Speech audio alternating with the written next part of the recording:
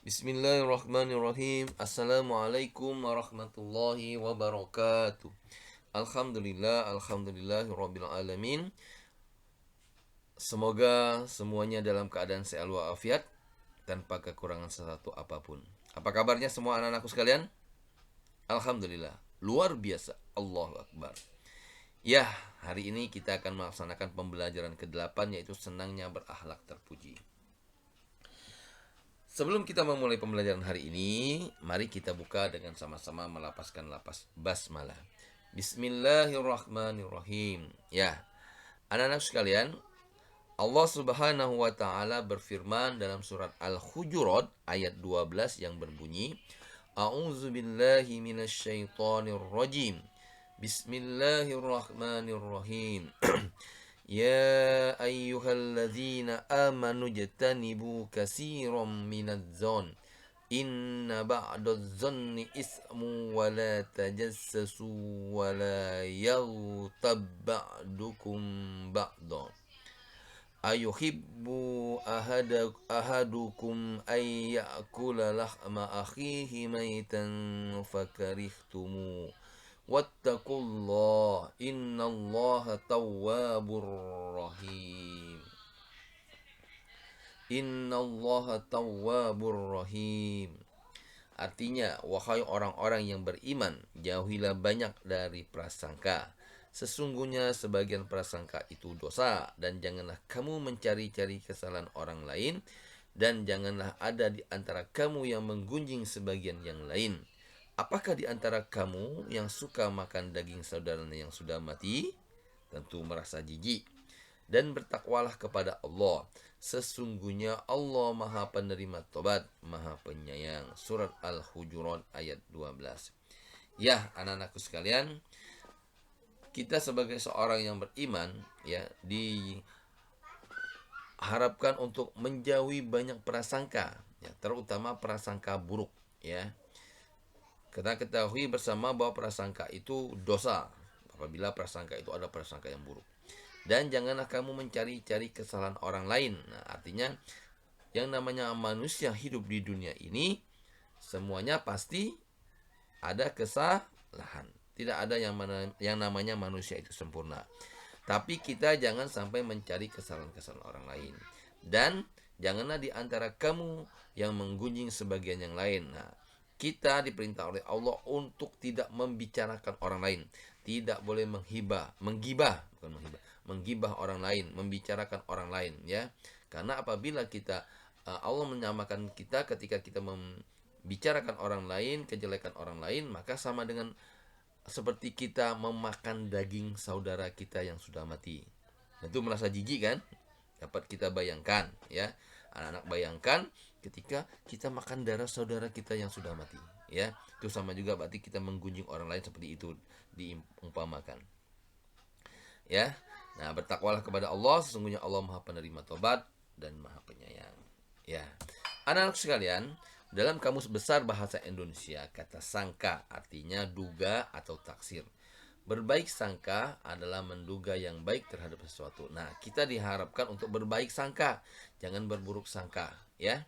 Kalau kita berburuk sangka terhadap orang lain, maka kita akan mendapat dosa, ya. Dalam surah Al-Hujurat ayat 12, Allah Subhanahu wa taala sudah mengingatkan kita agar menjauhi prasangka buruk, ya. Jangan mencari-cari kesalahan-kesalahan dan kejelekan orang lain, karena apa yang kita sangkakan belum tentu kebenarannya. Di samping itu, diri kita belum tentu lebih baik dari orang yang kita jelek-jelekkan tersebut. Nah, artinya ketika kita menjelekkan orang lain, belum tentu kita lebih baik daripada orang itu. Bisa jadi orang itu lebih baik daripada kita, ya. Makanya kita jangan sampai sering menjelek-jelekkan orang lain, ya. Kemudian Rasulullah SAW bersabda, hati-hati kalian dari prasangka buruk, karena prasangka buruk itu adalah sedusta-dusta ucapan. Dan janganlah kalian memata-matai. Hadis riwayat Al-Bukhari dan Muslim. Nah, anak-anakku sekalian, yang kedua selanjutnya tadi adalah prasangka, sifat yang akhlak yang terpujinya. Kemudian yang kedua adalah simpati.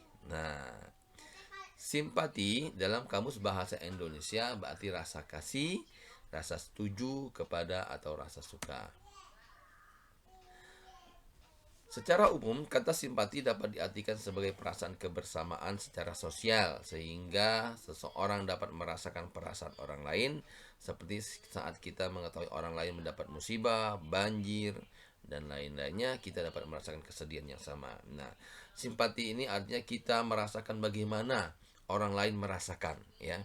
Karena kita ketahui bersama, terkadang kita hidup di sekarang ini banyak orang yang tidak simpatik lagi, ya.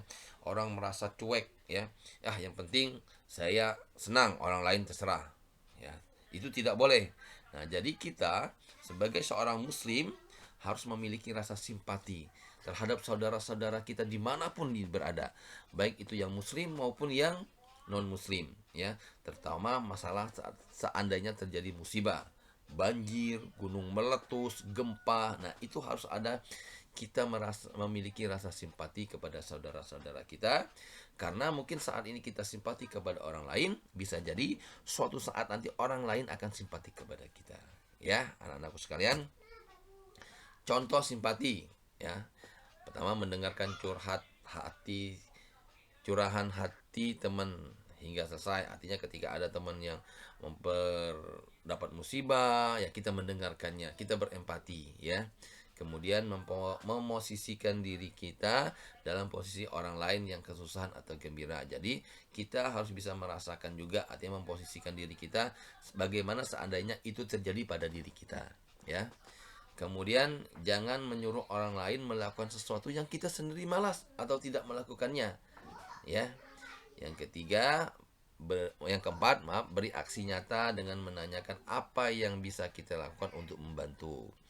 Jika tidak bisa memberikan apa yang kita minta, cari alternatif lain atau menanyakan apakah ada orang lain yang bisa membantu. Artinya, ketika seorang yang dalam musibah, ya kita menanyakan apa yang bisa kita bantu, ya. Tapi kalau memang kita masalahnya memang tidak bisa membantu, kita cari alternatif lain. Mungkin ada orang yang lebih bisa membantunya, seperti itu. Ya, itu saja mungkin anak-anakku sekalian yang dapat Bapak sampaikan.